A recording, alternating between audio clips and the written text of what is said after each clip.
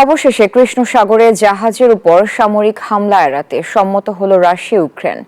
জ্বালানি স্থাপনাতেও হামলা সাময়িকভাবে স্থগিত করতে রাজি হয়েছে দুপক্ষ।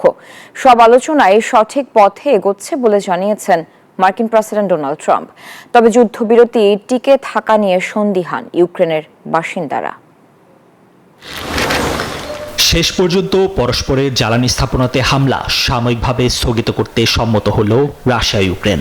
মঙ্গলবার এক বিবৃতিতে ক্রেমলিন জানায়, তেল শোধনাগার, তেল ও গ্যাস পাইপলাইন এবং পারমাণবিক কেন্দ্রতে হামলা চালানো থেকে বিরত থাকবে তারা।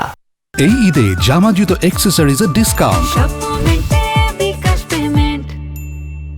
অস্থায়ী স্থগিতাদেশ 18 মার্চ থেকে শুরু হবে এবং 1 মাসের জন্য কার্যকর থাকবে।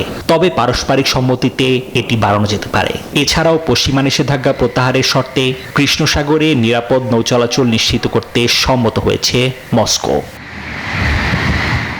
এরই মধ্যে রুশ প্রেসিডেন্ট ভ্লাদিমির পুতিন মঙ্গলবার জানালেন, কুরস্ক অঞ্চলে ইউক্রেনীয় সেনাদের দ্বারা ধ্বংস হওয়া সবকিছু পুনরুদ্ধার করবে রাশিয়া। একই দিনে মার্কিন প্রেসিডেন্ট ডোনাল্ড ট্রাম্প বললেন, রাশিয়া ও ইউক্রেনের সাথে গভীর আলোচনা করছে যুক্তরাষ্ট্র।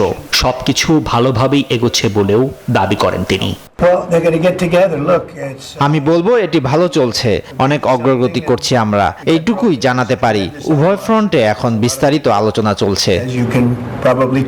তবে যুদ্ধবিরতি দুপক্ষই টিকিয়ে রাখতে পারবে কিনা তা নিয়ে সন্দিহান ইউক্রেনের ওডেসার বাসিন্দারা। পুতিনের উপর আস্থা রাখতে পারছেন না অনেকেই।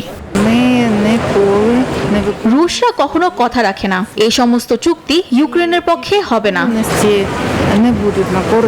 একই রকম সন্দেহ কিয়েভের বাসিন্দাদের মনেও। আবার ফিরে আসুক শান্তিপূর্ণ জীবন, এমনটাই প্রত্যাশা তাদের। নিবির আমিন, নিউজ 24।